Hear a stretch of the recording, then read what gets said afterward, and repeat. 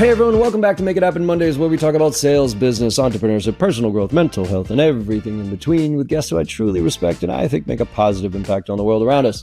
Now, today's conversation was a good one. You're going to like this. This is with MichaelAaron Flicker. He's an American entrepreneur, behavioral scientist, strategist, and the co-founder and CEO of XenoPsi Ventures, where he oversees a portfolio of 9 companies. He's a co-author of Hacking the Human Mind, the behavioral science secrets behind 17 of the world's best brands, and a recognized thought leader at the intersection of business and marketing. He founded the Consumer Behavior Lab, dedicated to teaching brands across the United States how behavioral science principles can be applied to help them grow. And man, this was fascinating.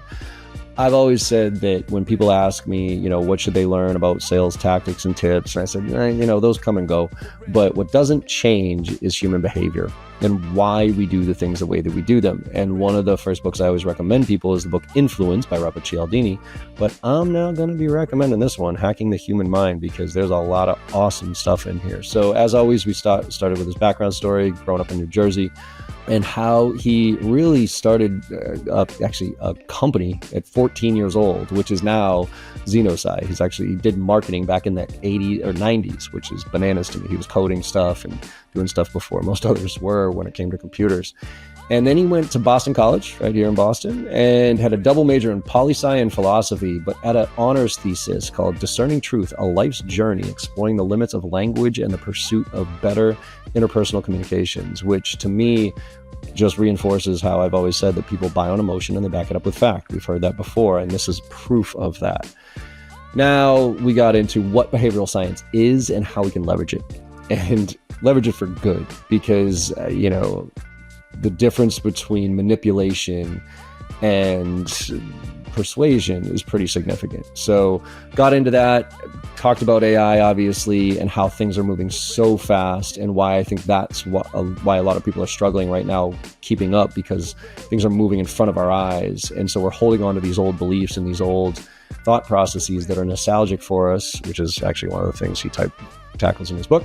And I think people are just freaking out about it. And then we dove into some of the very specific things in his book about behavioral science that he got from these awesome conversations. So, for instance, the goal dilution effect, where all Five Guys does is burgers and fries. They do nothing else, and there are 1.6 billion. Talked about sunk cost fallacy with Amazon Prime and why you actually get Prime included with shipping. Expectation assimilation, all these different tactics and tools and psychology things that we can directly apply to what we do in sales. And so I highly recommend getting this book and listening to this conversation. And I know on this one, you're going to like it as much as I did. So let's make it happen.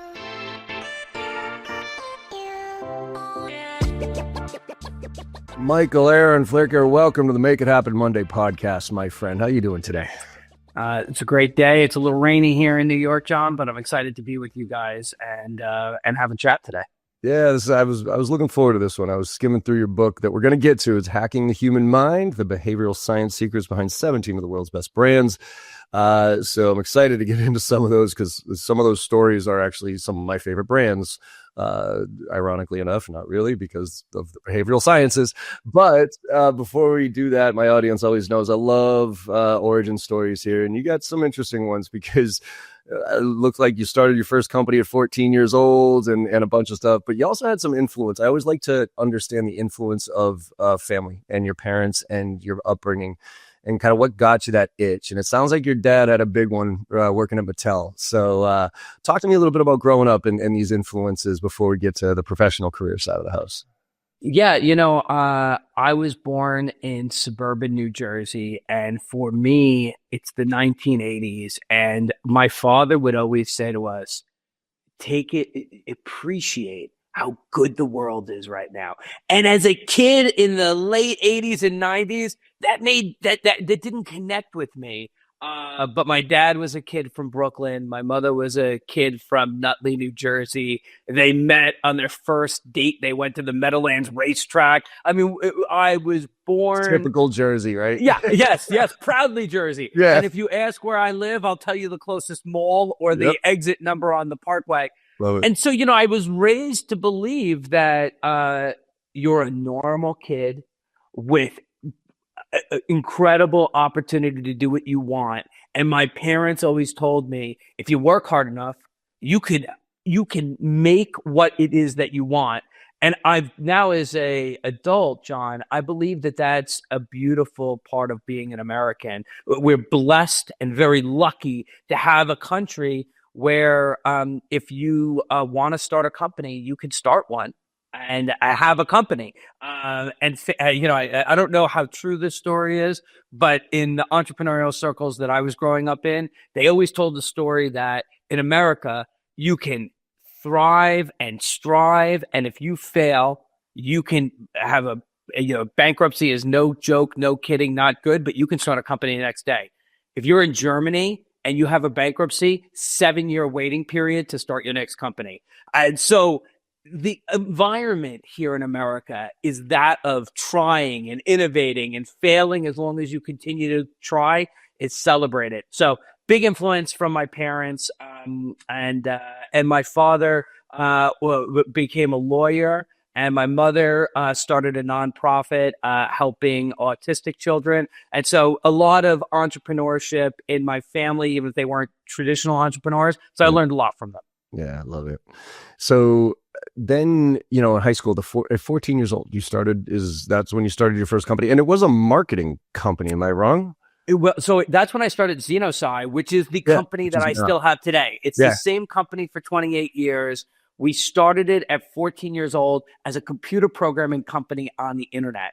And back then in the late 90s, computer programming was meant for mainframes. It wasn't meant for the internet. That was seen as like a little silly, like the internet was not sophisticated enough for serious programming. So we had this niche. We started it as an independent art project in our middle school. And when we finished this independent art project, we looked at it. It was like a virtual walkthrough of a school like Google Street View is today. So you could click and you can move through the school through a series of photos. Anyway, we finished, and I'd say to the kid that grew up across the street from me, Abraham Wong, my business partner for many years, what's different about what we built and what a real company would have built? And he looked at me, he said, a real company would have gotten paid. We should start a company. Yep, and that's the origin story of how we got started.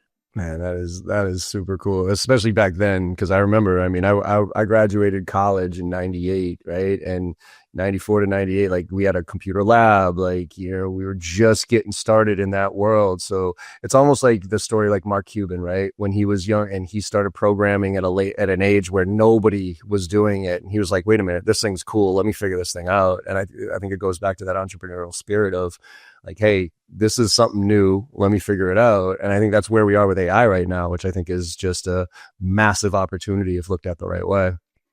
Yeah, and the winning goes to those that want to go deep, that want to engage, that want to explore and figure it out, and then can find a commercial application. Plenty of people become hobbyists or just spend hours and days fooling around with it. But the winners are those that then say, wow, there's amazing potential here. Let's turn it into something. Let's make it into a virtual walkthrough of a school. Let's turn it, early XenoPsi projects were online forums for the Board of Education so teachers could apply online. 1997, very uncommon. So the application is where it gets interesting. And just like you're saying, just like today, what's the application of the AI that you can do to make it valuable and useful to people? And that's there'll be lots of winners in that space.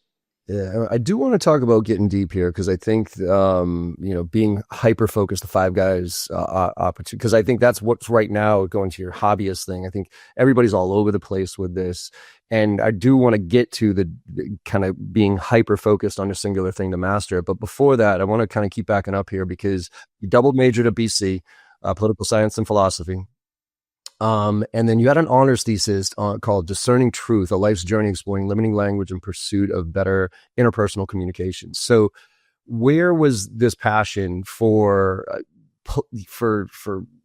behavioral science, for the way that people communicate? Like, why did that click for you? I understand the business, we got this cool thing, we got the internet, that's awesome. But where did the interest in human psychology and communication come from? Yeah. Thank you for reading the title of the thesis. It doesn't come up that often, and it can give you like a little smile in your heart. I I was fascinated in college. I was mostly a philosophy major. I did double major in political science, but my interest was in philosophy. And here's the thing I was super interested in. I'm searching for a word. It's not, no, that's not the right word. No, it's not, that's the right word. Okay. What's happening in your mind that you know what you're searching for, but you don't have the language to describe it? That happens to everybody. All day for me. So that means there is something happening subconsciously that knows it wants to express itself, has the idea formed ahead of language. And that was fascinating to me. That's what the thesis is about. It's about, how do you know something before you can say it? How can you express something? Or how do you know when somebody that feels right? Or I can tell you're being honest and authentic to me beyond the words, beyond the conversation. And that was a fascinating, and for me, it was based in philosophy and theology, but it spurred that initial interest in, well, you know what? Not everything is just classical science. Not everything is studied and explained. And behavioral science, which I got into once I graduated, is just the study of how humans actually behave.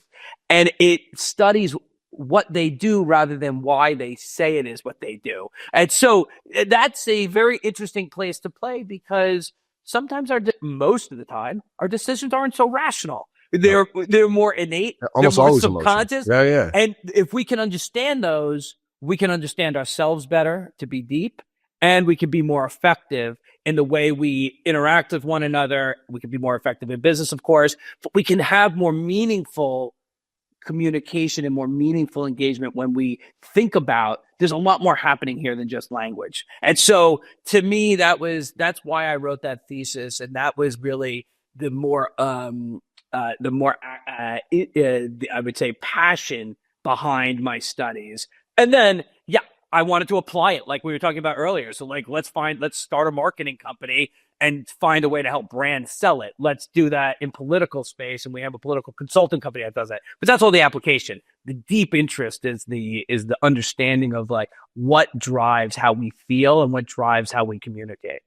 Yeah, I mean, I've heard it for years, and getting into sales, people buy on emotion, back it up with fact, right? So it's an emotional decision that people make, even at the highest level, even the multi-million dollars, there's an emotional component to it. And then they search for validation through facts and, all that fun stuff. But really, ultimately, it's do I feel right about this? Does this feel good?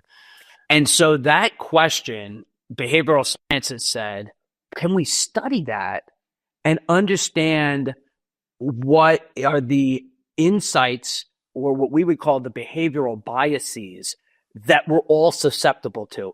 Evolutionarily, we have been developing over hundreds of thousands of years. Our situation in the last 200 years has radically changed, but our minds have not changed as fast. So we're all susceptible to simple things like social proof. If everybody gets into an elevator and turns one way, the last person's going to likely turn that way because everybody else turned. I don't know why, but I'm going to follow the herd. There's those natural evolutionary biases that we look to understand, because ultimately we want to help businesses work with human nature, not against it. We want to help people work with it. So I think actually that's interesting. I want to keep going here, but I was having this conversation the other day that I feel like everybody's struggling right now trying to figure out what's going on. And my gut tells me, you said the evolution in the past 200 years, right? We've moved faster and we haven't been able to catch up. But literally in the last 2 years, we've moved so fast. Those 2 years are like those 200. And so a buddy of mine was lamenting on, our kids, they're not going to grow up with authenticity, the real music and the real experiences. I go, and my mom is worried about my nephew because he's 21 and he doesn't have direction. And I'm like, guys, I think this is the moment where we need to throw away all of our historical thought processes of what was and what was normal and what we are holding on to for nostalgia, which is another point in your book we can talk about. But that nostalgia of, you get a degree, you get a job, you get a house, you buy, wife and kids and all this other stuff. Or our kids are, it's like music, we go to bands, but these kids' realities are going to be so much different. And I think this reason that like somebody like me or in our generation struggles is because it used to be gradual. So it was like, and it was like kind of one at a time. It's like, oh man, we lost the CD, now we're at DVD,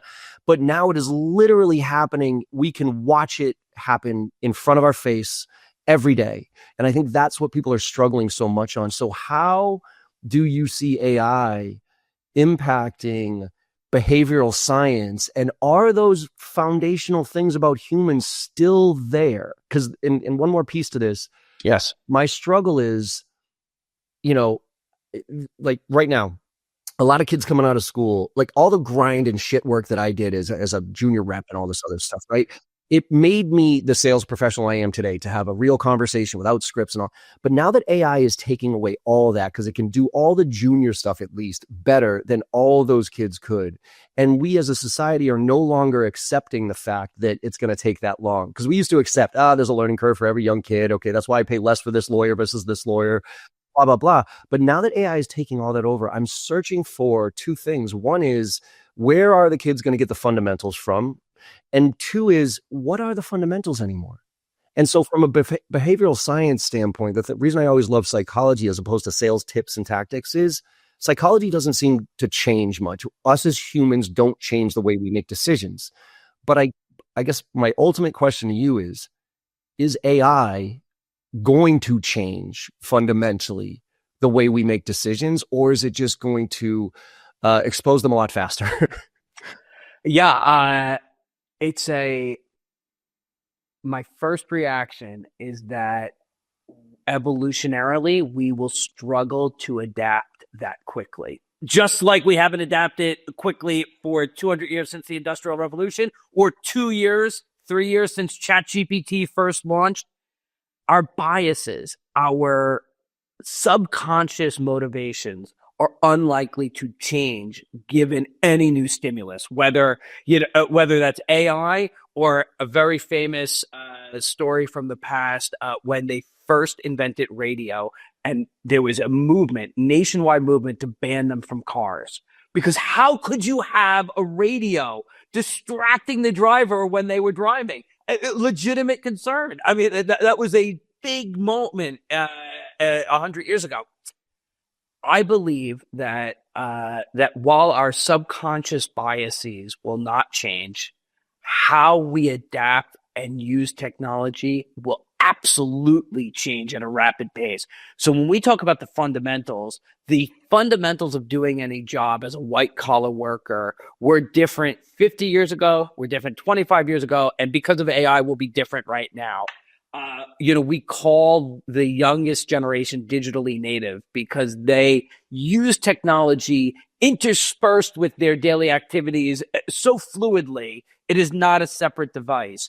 And our AI native future children will use it as an extension of their knowledge base. They'll use it as another tool in a way that currently we can't fully understand. So I think the best white collar workers of the future, maybe all workers, white collar and blue collar, but definitely white collar workers, will use AI just like we use word processing today, just like we use the internet today. It will be seamlessly implemented. And those that are willing to experiment and do more with it will be ahead.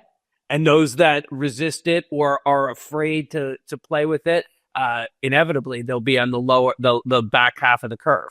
Yeah, and that's my fear, is that those people that are like curious and that type of thing are unfortunately a very small part of our population. But maybe that's a charge for our education system. Yes. Maybe that is what, more important than, imagine, I was just talking, we were talking about conversations earlier this week. Before the TI-83 was invented, the need to do long form multiplication and division was a necessary skill in the 1970s. That was a required ability. And today you think, well, if I had to, I could probably get through a complex division formula, but why wouldn't I just use a calculator? So to me, they're enablement tools. They don't replace knowledge. It's an enablement tool. But you think something else. I think something else, though. I think for you and I, yeah. But for a kid, like this is where, so Neil deGrasse said something that really woke me up for a bit, because I'm kind of anti higher education. I'm like, it's a joke, like spending $50,000 a year to get a 40,000, be 300,000 in debt, whatever. And I always ripped on calculus, like fuck calculus. Who the hell needs calculus, long form shit, right? Like only 1% of people ever. And his point is, everybody says that. He's like, it's not about calculus. It's about the learning of calculus. And when he said that, I was pushing hard for my 13, 14-year-old daughter. I'm like, you got to learn AI. You got to learn AI. And then I pulled the brakes on it because I was like, whoa, wait a minute. You have to learn how to learn first. Mm-hmm. I don't want to give you AI yet, because I don't want it to suppress the learning component. And that's what I keep saying is we've gone from a search engine to an answer engine. And that's a dangerous thing for our society because most people are lazy. And so without the learning, and that's why I said, like, people like you and I who are old enough and have context and a business acumen, like, it is a fucking superpower. Holy shit. Because it's like, wait, tell me more. I don't know where you're coming from with that bullshit. Give me the different perspective on this. Let me go deep, figure this out. But for the kid that doesn't know how to learn yet, or hasn't written out that long format calculation to understand the output of why it got to that point, that's what concerns me the most. Now, the flip side of this is AI knows how you learn versus how I learn and can tailor learning exactly to my learning style. But without somebody dictating that to me, it ends up being a replacement tool, which is why so many schools and teachers are scared to use it because of cheating. And it's like, that's such the rudimentary application of this thing. I would tell you, I connect with your concern, but I wouldn't bet against the next generation. I believe that there are creative people that want to dig and learn and adapt. And it's hard to imagine what that would be if the entire world's knowledge is at your fingertips at all times. So while, yes, I think there's some early studies coming out about how when you use AI, you're more intaking information and you're less questioning what it's giving you. For sure, we have to work that out. But if you believe access to information is good, and if you believe connectedness is good, then I wouldn't bet against the next generation to make this even better. Daniel Kahneman, Nobel Prize winning author and behavioral scientist, he said, thinking is to humans like swimming is to cats. They can do it. They just prefer not to. And I think that's what you're getting at. You're getting at this idea that, like, we're going to be lazy. We're the cognitive misers. If we can take a shortcut, we're going to take it. But that doesn't mean that we can't get to better outcomes. They can't have new innovations. There's going to be one person that makes a $1 billion company. What's the question? Or one person that makes a one-person $1 trillion company. It's going to happen. Absolutely. And that is only going to happen through creativity, through human intuition. Yes, they're going to leverage AI in a way we haven't imagined yet, but they're going to do it because they have that creativity and that spark. And that's been the same for as long as you and I have been alive. Like, there are those that have that spark, that have that drive, and there's others that don't. And there's got to be room for both. Yeah. All right. So I like your optimism, my friend. So let's kind of start the next section here about defining behavioral science. Okay, just so that we set the stage for the listeners here.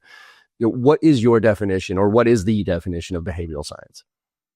Behavioral science is the interdisciplinary study of how humans actually behave. So instead of classical economics, we have behavioral economics. Instead of classic psychology, we have behavioral psychology, behavioral sociology. So it's interdisciplinary in that sometimes we're looking at an economic model, sometimes we're looking at how people think, sometimes we look at how a group of people act. Doesn't matter. But what we're looking at is the actual outcome, not the self-reported why.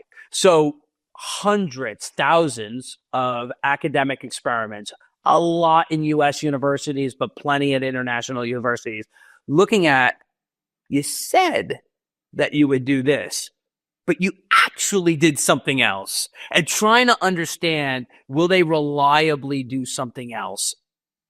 And if you can have statistical confidence that they're always going to act in this way in these situations, now you have an academic body of work that's usable. And our interest, my interest is, let's look at a business problem, and can we think of what's the academic studies, what's the science that can help us solve this problem using human nature? Can we make our work a little bit more likely to be successful because we understand what humans are naturally inclined to do? And when you start to look into it, I mean, this was the fun of writing the book, there's lots of human nature all around us that we can dissect, understand, and most importantly, use for our own brands, for our own sales needs. You can use human nature to be more effective. So with that, and I think I know the answer to this, from your perspective, how easy are we as a species to manipulate? I think that we, back to our comments about not wanting to be rigorous thinkers, when we can take a leap, when we can skip a step, we're going to do that. We want to naturally conserve the calories evolutionarily. And if we don't have to discern this or that, we're going to skip it. And so it is easy to see where we are likely to make those heuristic leaps, those jumps, and then we can use those to better access what humans are going to do. To manipulate is a big ethical question, because if you can get more people to stop smoking using these tactics, is that for good or for bad? And who am I to decide? Yeah, this is where behavioral science hits that question of ethics pretty fast. And what we always say at that moment is, we just want to understand how humans act, and we want to write about it and make everybody aware of it. And then we always want to use it ethically. We want to use it for the good of the person receiving the message. We want to use it for the good of the company. But yeah, certainly there's concerns that once you understand our natural predilections, it could be used to convince you to buy more sweet candy. Yeah, that's a concern. I'm sure you've read, Robert Cialdini's, right? Influenced by, right? I mean, that is it, right? And I always define that, especially in sales, for sales professionals, I think the difference between a good and a bad sales rep is the difference between manipulation and influence. Right? Influence. People need to be influenced because sometimes they don't know what they need. They don't know really what the root problem is. They have a feeling about it, whatever it is, so you can guide them to the right decision. Whereas manipulation is usually you're doing it for the wrong reasons because you need to get your commission check. You ultimately you don't give a shit about what the client needs. You're just trying to get them to sign, right? So that to me is, I always look at the difference when I feel like I'm being, and also this is where I always say to people, I will debate about anything. Politics, religion, bring it on, right? But the conversation stops as soon as you start trying to convince me that I'm wrong and you're right. If we want to have a dialogue about this, and I can listen to your opinion, but as soon as you try to flip it to try to convince me that I'm wrong and you're right, this conversation's over. It's so fun to hear you say that. My wife and I are at the opposite ends of the political spectrum. I am a deep blue Democrat. My wife is, and she'll be happily hear me say this, a red meat Republican. Wow, and we are on opposite sides. That's impressive that you're still married. Our rule is your rule, which is we can debate, we can discuss, we can learn from each other. Over 10 years of marriage, we've even come closer on some issues we never thought we'd move on, but never try to say, I'm unethical because of my view, or never try to change me. We're here to discover and learn from one another. And life's much more interesting when you're with people with different views. I mean, it's much more colorful and much more interesting. It's nice to hear you say that, because that's certainly the way I've lived my marriage, and it's been very rewarding. Yeah, it's hard though. It's hard not to not make that switch, like especially when you're listening to something that's so off from your perspective. It's like, wait a minute, you are a fucking idiot. You know what I mean? Like that mentality comes out pretty damn quick when somebody says something, but it's like, wait, no, let me seek to understand. As long as I'm not trying to convince them that they're an idiot, and be curious why I think they're an idiot. That's a different story. I think it comes from that question of, why am I so sure I'm right? Yeah. And why do you believe that? What is causing you to believe that? And, I forget who has that model of the 5 whys. You keep asking why, you keep going deeper. But the point at the end, we all have base instincts, base fears. We all have psychological needs that drive a lot of how we feel and what we say, of course, what we buy. And all of that is underpinned by some very base human emotions, hope and fear, pain and pleasure. There's not that many that drive everything that we have. And so getting to those more core need states is where a lot more interesting conversation can happen. Yeah, I watched a interview recently where somebody was talking about. You ever seen the movie Inglourious Bastards? Yes. Okay, yes. So I forget the guy's name, but he was also in Django Unchained. He was the German, right? I Yep. forget his name, right? Yeah. And somebody interviewed him, and they said, "Man, how did you play evil so well? Like you just exuded evil, pure evil." And you watch the interview, and he actually looks at her like, what do you mean? And she's like, you played, like, how'd you get into that character and everything? He's like, he wasn't evil. And the point of this is, nobody thinks they're wrong. Everybody thinks they're right. And so in his view, he wasn't evil. He was doing what he felt was right. And the point of the interview was like, once you make that connection, once you realize that the person on the other end of this debate, this whatever it is, genuinely thinks that they're right, and for their own right reasons, whatever that might be. That's right. Then you can start to, okay, wait a minute. Like, you're not stupid. You're not a fucking, evil piece of shit. Unethical. You're not unethical. Yeah. Maybe from my perspective, you are. Maybe from, you know what I mean? But from not from yours. Yeah. And I think that was something that I took away, was like, interesting. So if you have that mentality that they know, they, just as I feel like as driven and as passionate as I am about my opinions and why I think they're right, the person that I'm having a conversation with thinks just as strongly about theirs. And now it's try to deconstruct that of where that came from. I think it's a much healthier approach to look at people as opposed to adversaries. Yeah. And, you said you talk about religion or about politics. Politics is a passion of mine. Mm-hmm. That type of message that you just constructed would be a very healthy place for us as a country to start from. And then we can work from there. We can work from there. But something with that mentality would probably help a lot in these days. Yeah, I agree.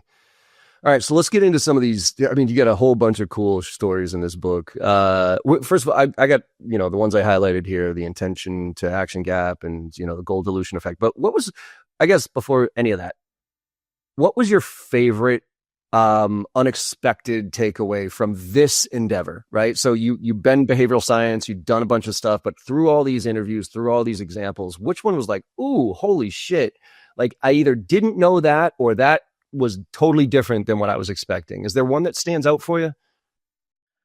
This is a very single-minded and simple example, but it comes to mind every time a question like this comes up. It's the 1970s.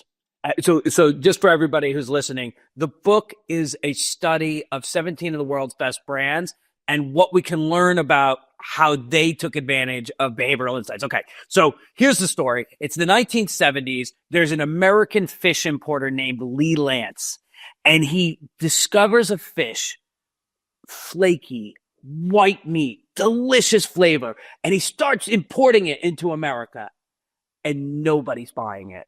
And he can't figure it out. Like, this is a great product. And he starts to think to himself, you know what? Maybe the problem's the name. Its title, the Patagonian toothfish. And nobody is ordering the Patagonian Gee, toothfish. I wonder why. Yeah. So he says, you know what? I'm just going to rename it. He titles it Chilean sea bass. And in the 1990s, a 30-fold increase in sales.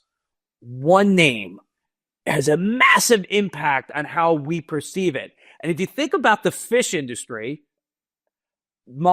dolphin fish conjures up Flipper, everybody's favorite dolphin, rebranded as mahi mahi, and now it sounds great in tacos. Or mudbug linguine. Mudbug sounds totally unappetizing, rebranded as crawfish or crayfish, and people want it in their pasta. And so it's a fascinating insight that even just the name that we give something can dramatically change our willingness to be open to it or to try it. Frank Luntz is a famous American pollster, and he says, we label an inheritance tax, the estate tax, 68% of people oppose it.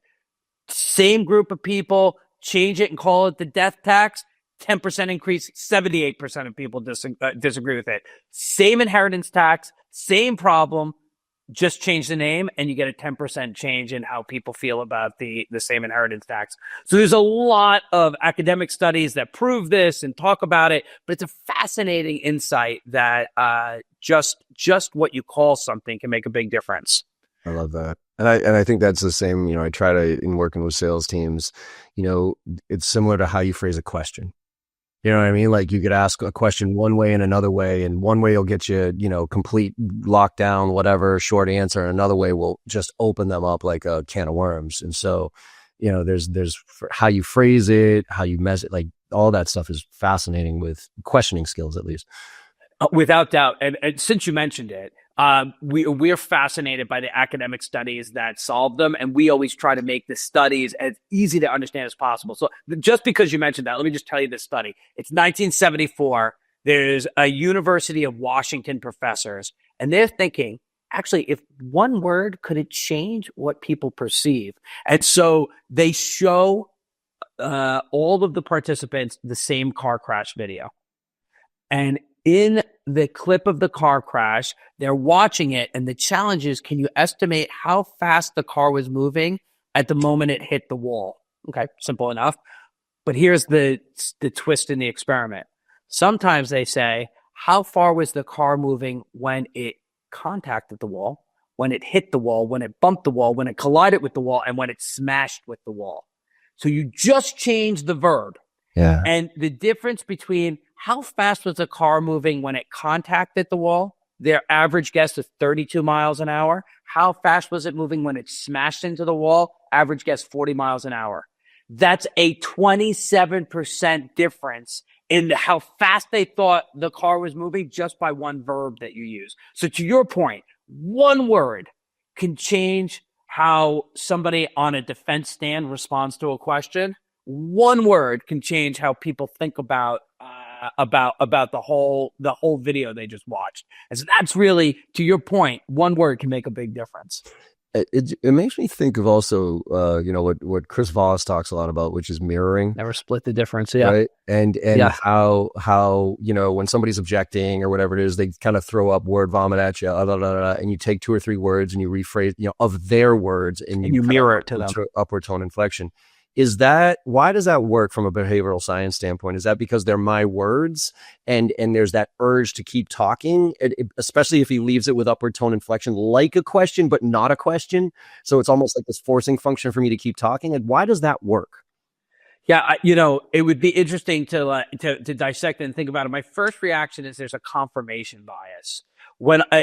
Confirmation bias is essentially, I need to feel that what I said what exists in what happened. And so when you repeat my words back to me, I feel reciprocity. I feel that you heard what I said, even if you're using it as a question. Like, even if you're not sure, even if you're not agreeing, and what Chris Voss says, at least in the book I read, his book Never Split the Difference, you are not agreeing or disagreeing in this mirroring. You are simply using their words back to them to better and more deeply engage with them. So I would say it's a reciprocity bias or a confirmation bias. I want to hear that you reflect that you heard what I had to say, and that lowers my my defenses. And I think what Chris Voss has done brilliantly across his career is he's then figured out how to use that to move towards his goal. And that's really been he's amazing. He's what we love to call in our field. He's a great practitioner of these skill sets, and just like great salespeople, or in our industry, in my industry, marketing and advertising, great creative strategists, they don't always know why it works, but they have confidence that that's an insight into humanity I can use to get where I want. And kind of the fun for us as academic nerds is we like to find what is the study that proves it, so that you can use it more confidently. But those access to human insights are all over the place. In fact, we find small business owners, some of the best practitioners, they're on the ground. They're trying to sell you a higher car wash package. They're trying to sell you the extra slice of pizza when you're at their pizza shop. They have great access into what will motivate people. I was at a farmer's market, and we walk up to the stand where the woman's crocheting, and she hands everybody in the group a little crochet. And your initial reaction is to take it, say thank you, and now you're engaged in her sales pitch. It's there's amazing. Reciprocity. Yeah, there's reciprocity. Yeah. That was the whole Hare Krishnas, right? Giving you a flower. Right. That's back exactly in the day, what it was. like, oh, here, take the flower. I'm like, I don't want the flower. I don't want the flower. Please take the flower. It's free. Take the flower. It's free. And they're like, yeah, fine. Take the fucking flower. Right. But as soon as you took that, there was that reciprocity of like, oh, shit. And there was like, I think there was a time in the 70s where when Hare Krishnas figured that out, their membership went through the roof because and their donations went through the roof because it wasn't, oh, I want to listen to your pitch. It's like, yeah, all right, here's some change in my pocket, leave me alone. And so it was like this just one shift in behavioral science, which I found fascinating. And again, one other example of this, which some of the listeners may remember, when I was a kid and there was a nonprofit drive, they sometimes would send you a penny in the mailer. So you would get a request for a donation, and there was a penny that they sent, or fascinating, right? Or some small gift to get you to do the same thing. Well, so yeah, I think the penny I think is even in the nickel is actually even more effective than the return address stamps that you always get. I don't know this. So, well, at least from my perspective, because not just I'm getting something, but I don't know about you, but I was, again, I'm probably not going to be as effective now with this generation because of the lack of cash and the lack of physical touch of things. But, coins and stuff, it's illegal to throw away money. It's illegal to burn the dollar. It's illegal. So like, I got this penny now, and it's like, I can't just throw it away in the trash and be like, it's like, fuck, I got a penny now. Like, fuck, I got a 5 cent, I got a nickel now, and I have to. And so therefore I'm going to use it. And they're even as small of a value as it is, it's a fucking penny. I wish they would get rid of them altogether. But it's like, damn it, I got something and I can't throw it away. And so that's why I think the penny, the nickel, the quarter are actually really ingenious. Well, they used to be. I don't know if they'll work on kids today, but really cool shit. Cool. All right. So let's talk about, I want to the goal dilution effect, because the five guys example, I think is really interesting right now, because I think it's really hard for people to stay focused, to differentiate, because it's so easy not to be. And now AI is making it so that I could go in 57 different directions at the same time, by the way, with all these agents and everything else.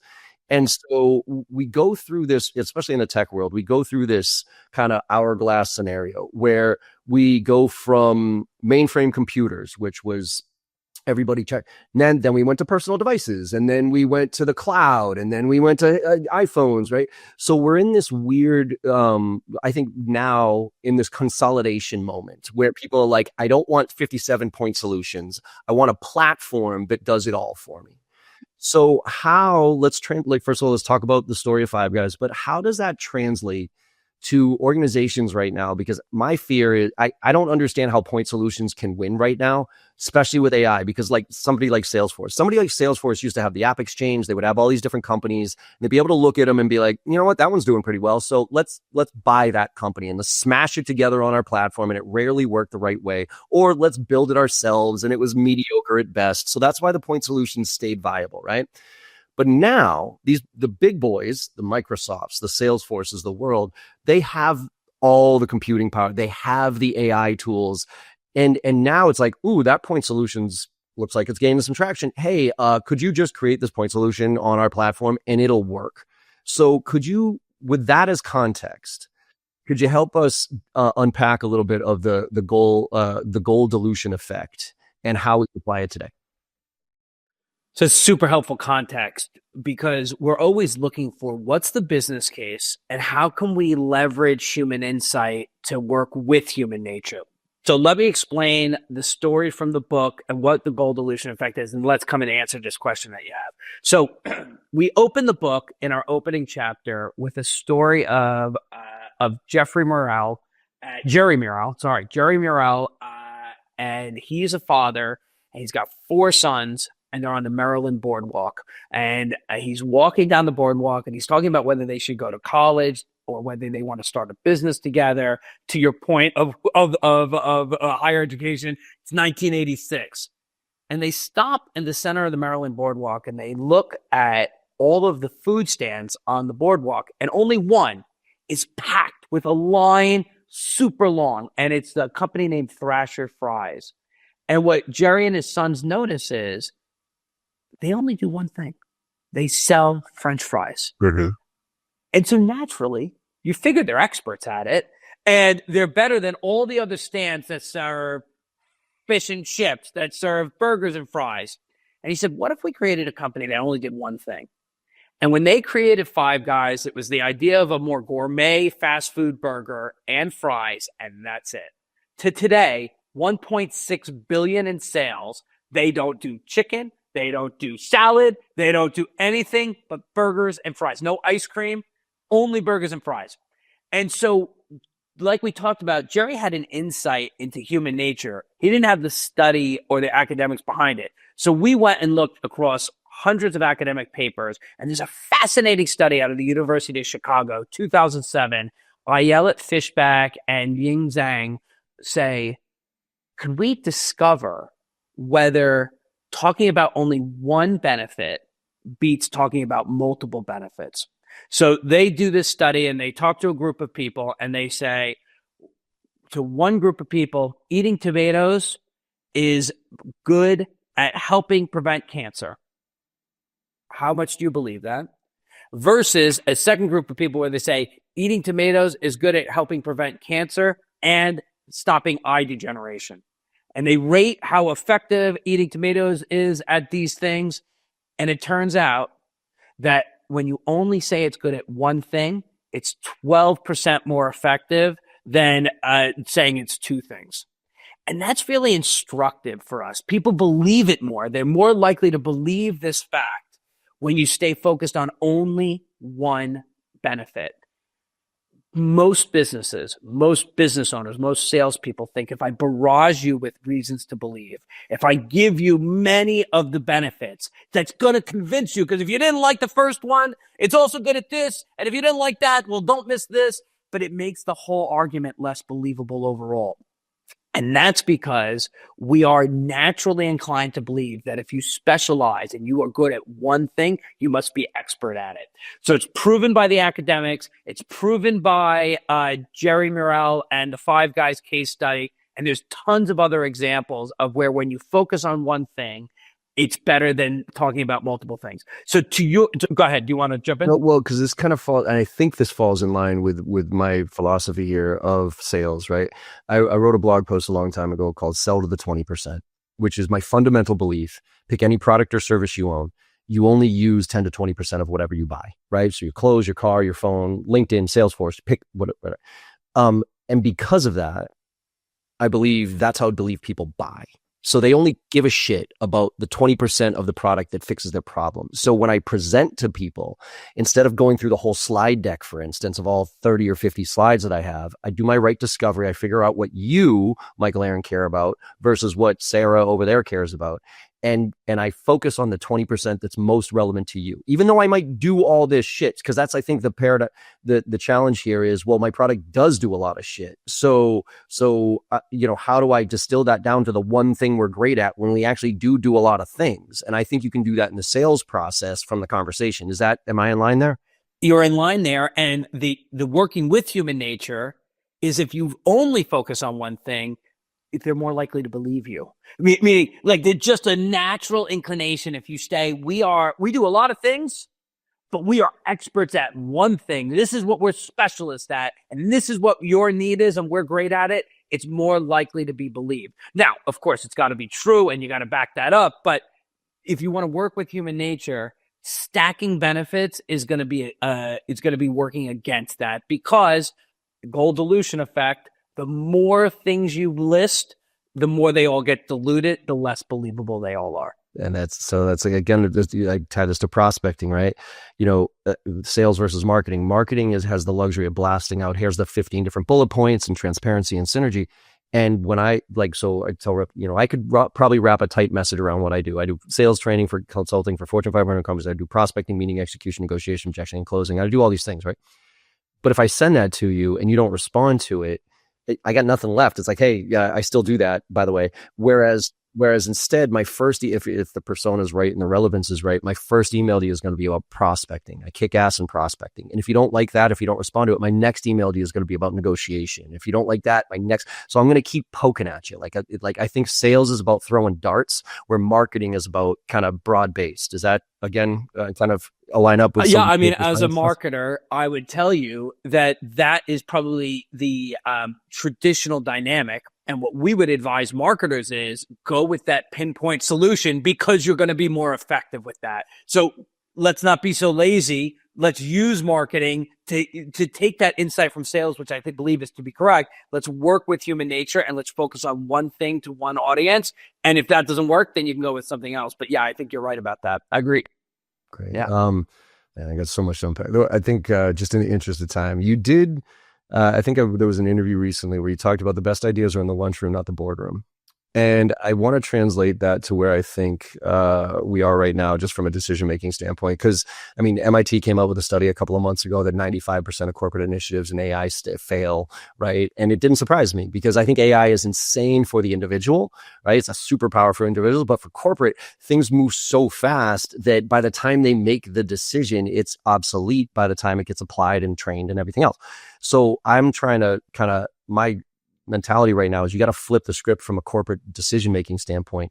You can't, the top-down decision-making of, hey, especially as it relates to AI, hey, we got to, we're going to do all this stuff, and we're going to now dictate to you employees what we're going to invest in, versus getting your employees invested kind of bottom up, of using these things, getting their feedback, and then rolling that up to, okay, cool, based on how everybody's been using us and their feedback, now we're going to make this decision. So do you think that's going to have to happen here with decision making with corporations? Because the likelihood of one person making a really good decision across the board for the entire org right now, I'm starting to question a lot. It's funny. I think there's a lot of insight to what you're saying. And it reminds me of the early 2000s, where it was very common to have a corporation give you your laptop, and for a long period of time, give you your cell phone. You had a work cell phone. And the idea of bring your own device, you can use your own laptop, you could use your own cell phone, was heretical. It was not only not an option, it was dangerous. How can you control the data? But the demand for that from the bottom up literally changed the IT infrastructure, so that you can now bring your own device, and you don't even think twice when you add your work email to your home cell phone. And a lot had to change behind the scenes in order for that to be secure and safe, but it could happen. So it just feels like there's a parallel to what you're saying here. Right now, corporations make large enterprise level IT decisions top down, but really bottoms up is going to be where you're going to find the best applications. And there's going to have to be a change in the dynamic to allow for that, and still keep data safe, still keep contracts in line, still honor people's privacy. Like, that all needs to get worked out. But the idea that it's going to be made by an IT council feels unlikely. Yeah, and that's why I think I see the same parallels with AI right now. Like all the corporates are scared to death because our IP and what happens, and I just keep telling them, like, look, IP is over. Like, cut the shit. Like I could go into ChatGPT. What's the thing you're trying to protect as far as your business is concerned? Like, what do you think is so fucking special about what you've done? Hey, ChatGPT, could you tell me what so-and-so's company is, special sauce is on this, that, and the other thing, and show it to them and be like, is this what you're afraid of? Because it's already Are we 80% there? Are we 90%? right. Yeah. So don't get me wrong. There's obviously special sauce and very important IP snares for different groups. But for the vast majority of us, and this kind of gets to the final point, right? It goes back to, and I think this wraps everything that we're talking about. It goes back to my belief that sales isn't about what you sell. It's about how you sell. And as long as you have something that's reputable, something that's good, something that does the job fundamentally like everything else does, the difference is how you connect with people. And that's where the human piece, I think I have optimism about the human connection being necessary until humans start not buying things. Like I keep saying, it's like, as long as there's a human buying something, then the human is going to be valuable in the selling process. But as soon as computers start buying shit, then we're kind of screwed because I don't know where we go from there.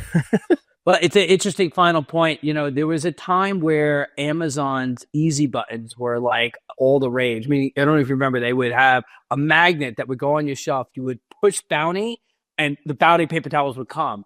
And the wild fear amongst CPG clients that we had was nobody will ever choose any other paper towel than Bounty because you push the Bounty button and there's no decision. That hasn't proved to be true yet. So long as humans have money and they are going to decide where to distribute that money, the decision on what to buy still feels very human. Yeah. Now, if that dynamic changes, then maybe that will change. But so long as we have limited resources of cash and we want to direct that cash to their best end, humans feel like they're going to be in the buying decision process for the short term. At least, yeah, for the short term, for the kind of next 3 to 5. That's why I keep saying, like 3 to 5 years. I can kind of still wrap my head. I can't wrap my head around what's happening 10 years out here, and I'm not even going to try. So. But hopefully the human connection will stay relevant for as long as possible. Well, MichaelAaron, this has been a fantastic conversation, my friend. I have like 50 other points and questions that I wanted to ask you, but I think we're going to leave that for people to go read the book. So let's talk about where people can find out more information about you, the book, and everything else you want to send them to. Thank you very much. The book is called Hacking the Human Mind. You can find it online at hackingthehumanmind.com. We also have a center that we've created called the Consumer Behavior Lab, where we're trying to improve all of America's marketing and effectiveness of brands. It's a project that my co-author and I have stood up. So you can go there. You can obviously learn about the book, but we have a podcast, we have a masterclass, and lots of other education. So if you're interested in this field, you'd like to learn more, the consumerbehaviorlab.com or hackingthehumanmind.com will get you all of our information. That is fantastic. And I keep telling people, I'm like, the reason I've never, people ask me like, what are your favorite sales books? I'm like, I don't have any, because sales to me is like nuggets and tips and those type of things. And you can study that all you want. But the problem with techniques and all that stuff is those change, they'll come and go. But what doesn't change, at least for now, is human behavior and why we do the things the way. That's why the book Influence. That's why, like, it's like, if you study human behavior, you can evolve with all this mess, because again, as long as humans are in the mix, then you know how to connect with them. So man, I appreciate this conversation. It was really cool. Thanks very much for having me on. Absolutely. And everybody, hopefully you enjoyed this conversation as much as I did. Highly recommend checking out that book and more of the work that MichaelAaron's putting out there. And like I say at the end of all these podcasts, go out there and make somebody smile today, because no matter how bad your day is going or how bad you think it went, you make somebody smile today and you know you had a good day, and the world needs a lot more of that right now. So thank you all very much, and I will see you on the other side. Hey everyone, I hope you enjoyed that conversation as much as I did. With your support and our incredible guests, we're one of the top sales podcasts out there right now, and I can't thank you enough. Now, to keep the momentum going, it would mean the world to me if you could go and leave a 5-star review on your favorite podcast platform and share some of your favorite episodes with your network. Also, I am super excited to be launching my new newsletter, where I'll be sharing everything I know and everything I'm learning along the way while I'm out there selling every day just like you. Go to jbarrows.com/newsletter to sign up today. Let's all level up and make this happen together.